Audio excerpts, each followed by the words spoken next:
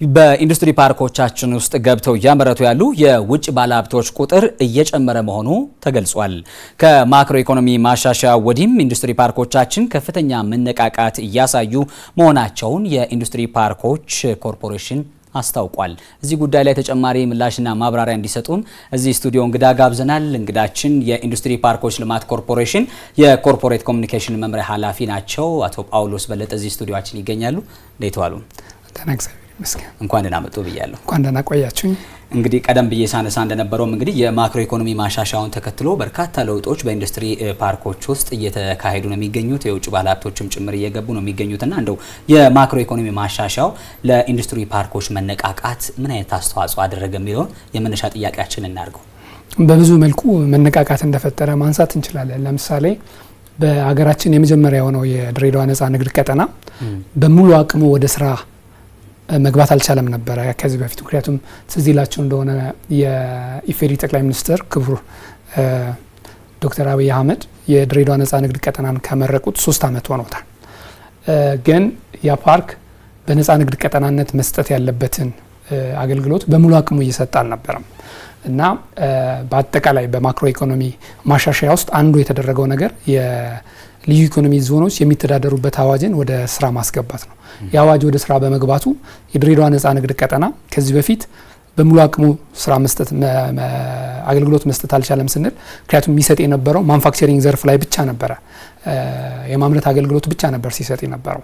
አሁን ግን ማሻሻያው መደረጉን ተከትሎ በንግድ በሎጂስቲክስ እዛ ቦታ ላይ አገልግሎት መስጠት የሚያስችሉ ሁኔታዎች ተፈጥሯል ማለት ነው። ያን ተከትሎ ብዙ ባለሀብቶች ከዚህ በፊት ወደ ተቋሙም ወደ ኢትዮጵያ ኢንቨስትመንት ኮሚሽንም ፕሮፖዛል ያስገቡ ነበርና እነኛም ፕሮፖዛሎች እየገመገሙ ወደ ስራ ለማስገባት እድል ፈጥሯል ማለት ነው። እሱ ብቻ አይደለም። በማክሮ ኢኮኖሚ ማሻሻያ ውስጥ አንዱ የተደረገው ነገር የውጭ ምንዛሬ ግኝትን የተመለከተ አጠቃላይ የአስተዳደር ስርዓቱን የመቀየር ነው። ከዚህ በፊት በእኛ ፓርኮች ውስጥ ይሰሩ የነበሩ ባለሀብቶች አምርተው ምርት ወደ ውጭ ልከው የሚያገኙትን የውጭ ምንዛሬ 100% መጠቀም አይችሉም ነበር። የሆነ ወቅት ላይ 50-50 የሆነ ወቅት ላይ ደግሞ 30-70 ያገኘውን እንትን 30% ለባንክ ታስረክባለ፣ 70ውን ትጠቀምበታለ ማለት ነው። እሱም ለ30-45 ቀን አካባቢ ነው ገደብ ነበረው። አሁን ያ ነገር ተሻሽሏልና 100% የሚጠቀሙበትን እድል ፈጥሯል። ይሄ ማለት ለባለሀብቱ አንደኛ ምርት ጥሬ ዕቃ ለማምጣት ኤልሲ የሚጠብቅበት አይኖርም ማለት ነው። ምክንያቱም ስለሚያንሰው ኤልሲ ሊጠብቅ ይችላል። አሁን 100% ጥሬ ዕቃ ለማምጣት የተጠቀመውን ደግሞ ማስፋፊያም ለማድረግ እንዲጠቀም እድል ፈጥሯልና ከዛ በተጨማሪ ደግሞ የጉምሩክ አሰራር ለምሳሌ የኛ የኢንዱስትሪ ፓርኮች ኦልሞስት ከምናስተዳድራቸው 13 ኢንዱስትሪ ፓርኮችና አንድ ነጻ ንግድ ቀጠና 11ዱ ወደ ልዩ ኢኮኖሚክ ዞን ተሸጋግረዋል። ያ ማለት እዛ ውስጥ ያለ ባለሀብት ከወደብ ጥሬ ዕቃ ጭኖ ፓርክ ውስጥ አስገብቶ ወደ ምርት ሂደት የሚቀየርበትን እንትን በተወሰነ ደረጃ የማቅለል ሂደት አለው። ምክንያቱም አጠቃላይ የማክሮ ኢኮኖሚክ እንትኑ ማሻሻያው ለኢትዮጵያ ኢኮኖሚ ስብራት የሆኑትን እንትኖች መፍታት ነው አይደለ? ማሻሻል፣ ባለሀብቶች የሚገቡበትን አሰራር እንትኑን ማቅለል፣ በዛ ሂደት ደግሞ የተቀላጠፈ አገልግሎት አግኝተው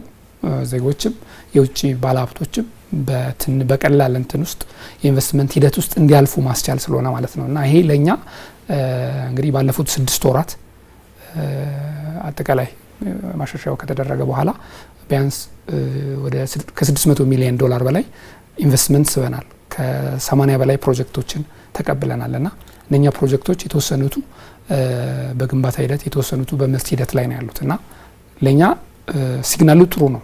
ከዚህ በፊትም ካንተ ጋር ባደረግነው ቆይታ ትሬንዱ ያን ያሳያል ብያለሁና አሁን ይሄ የምነግር ዳታ የ6 ወር አፈጻጸማችንን ነው። ከዛ በኋላ የግማሽ ዓመት ወር ስለላለቀም ከዛ በኋላ ያሉት ደግሞ አሁን 8ኛ ወር ላይ ደርሰናልና ከአንድ ወር በኋላ ደግሞ የ9 ወር አፈጻጸማችንን እንገመግማለን እና የሚያሳየው ግን ትሬንዱ ነገሮች እየጨመሩ እየመጡ ነው እና በዛ ውስጥ አጠቃላይ በአገሪቷ እየተደረጉ ያሉ ማሻሻያዎች በተለይ የኢኮኖሚ ማሻሻያዎች ለኛ ፖዚቲቭ የሆነ ሲግናል ሰጥተዋል ማለት ይቻላል።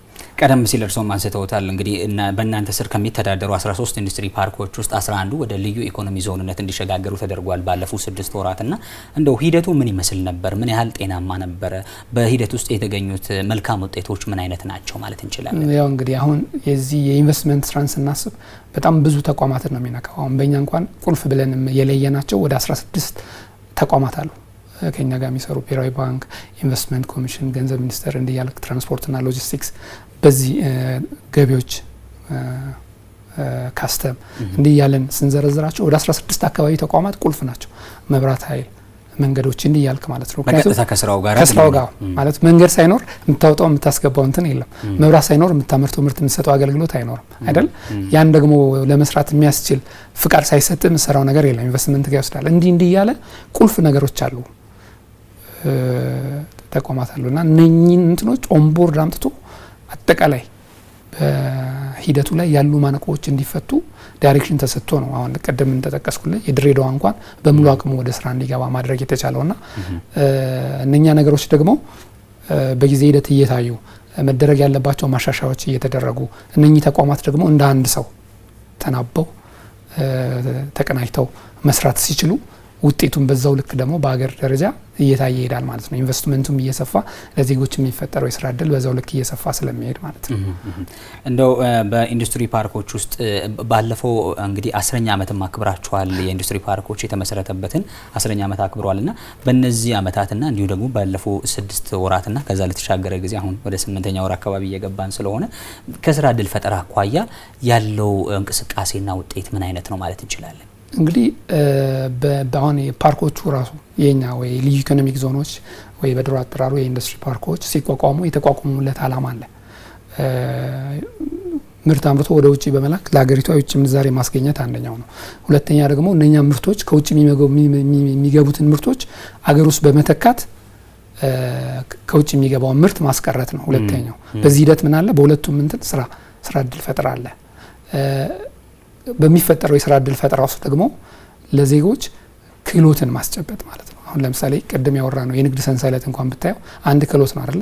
የዓለም አቀፍ ንግድ ሰንሰለቱን ማወቅ አንድ ምርት ከየት ተነስቶ የት ድረስ ይሄዳል፣ በዛ ውስጥ ያሉት ህግጋቶች ምንድናቸው፣ ተዋናዮቹ እነማን ናቸው፣ ገብቷል? የት ጋ ነው እኛ ጋር ያለብን ክፍተት ምናምን ብለህ ለይተህ ስትሰራ ራሱን የቻለ አንድ ትልቅ እንትን ይሆናል፣ ዘርፍ ይሆናል። ይሄን ማወቅ በዛ ላይ ደግሞ የምርት ሂደት ላይ ከሆነ የምርት ሂደቱ ቴክኒካሊ ቴክኖሎጂውን ማወቅ እነኚህ ነገሮች አሉና እነኚህ ተደማምረው ወደ 5 አካባቢ ኃላፊነቶችን የተሰጡን ከዛ ውስጥ አንዱ ለዜጎች የስራ እድል መፍጠር ነው። ምክንያቱም ኢትዮጵያ ውስጥ ሌተስት ባለው መረጃ በአመት ወደ 2 ሚሊዮን አካባቢ ዜጎች ማለት ለመቀጠር ስራ ለመስራት የሚችሉ ዜጎች ወደ ሌበር ማርኬቱ ይመጣሉ። የሚፈጠረው የስራ እድል ደግሞ ወይፋር በጣም ዝቅተኛ ነው የሚሆነውና ያንን ለዜጎች የተሻለ ስራ እድል መፍጠር ነውና አንዱ የተሰጠንም የስራ ኃላፊነት ያ ነው። እነኚህ የስራ እንትኖች ደግሞ ቀጥተኛ ማለት እኛ ፓርኮች ውስጥ ባሉ ባለሀብቶች የሚፈጠሩ የስራ እድሎች አሉ።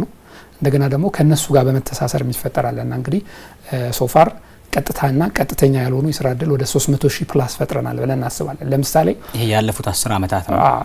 ያ እንግዲህ ስንል ለምሳሌ አሁን ቡሌ ለሚ ኢንዱስትሪ ፓርክ ውስጥ ብንሄድ ሱፍሌት የሚባል አንድ ኩባንያ አለ።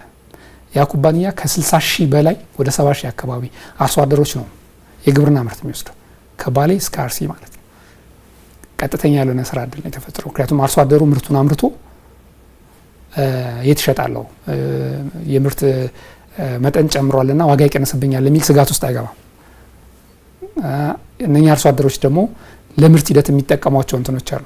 ኢንዳይሬክት ነው ማለት ነው ስራው። እዛ ውስጥ ለምሳሌ ቡሌ ለሚን እንኳን ብንወስድ ወደ 26500 አካባቢ ሰራተኛ አለ። በኢትዮጵያ ሁኔታ አንድ መለስተኛ ከተማ ማለት ነው።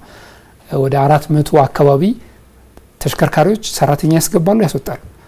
ኢንዳይሬክት ነው አሁን እኔ እንትን እኛ አይደለም እንትን ያለው ግን ለሰራተኛው ሲባል ተቀጥሯል። እንደዚህ አድርገን ስናየው ቀጥተኛ ያልሆነ ስራና ቀጥተኛ ስራ ወደ 300,000 አካባቢ ይፈጥረናል ብለን እናስባለን። ባለፉት 10 ዓመታት $800 ሚሊዮን በላይ የሚገበት ምርት ከውጭ ገባ የነበረ ምርት አገር ውስጥ ተመርቶ ለሀገር ውስጥ ገበያ እንዲቀርብ ተደርጓል። ምርት ተተክቷል ማለት ነው። ኦልሞስት ክሎስ ቱ $2 ቢሊዮን የሚገመት ምርት ደግሞ በእነኚህ ፓርኮች ውስጥ ተመርቶ ለውጭ ገበያ ቀርቧል የሚል ዳሰሳ አለን፣ መረጃ አለን እና ስናየው ብዙ ነው። በዚህ ሂደት ደግሞ ዜጎች ክህሎት ያገኛሉ፣ የስራ እድል ያገኛሉ፣ ከቴክኖሎጂ ጋር ይላመዳሉ፣ የኢንዱስትሪ ባህልን ይላበሳሉ። ምክንያቱም ምርት ከሰዓት ጋር ነው የሚገናኘው። እያንዳንዷ ሰዓት ፋብሪካው የተቀመጠለት ሰዓት አለና ያ ባህል ይሆናል ማለት ነው። የኢንዱስትሪ ባህል እንዲጎለብት ማድረግ ከዚህ በፊት በቢሮክራሲ ሰንሰለት መንዛዛት ሊቀሩ የሚችሉ ኢንቨስትመንቶች ወደ ሀገር ውስጥ እንዲመጡ ምክንያቱም ሁሉም ነገር በአንድ ቦታ እንዲሆን ማድረግ ስላስቻልን ማለት ነው።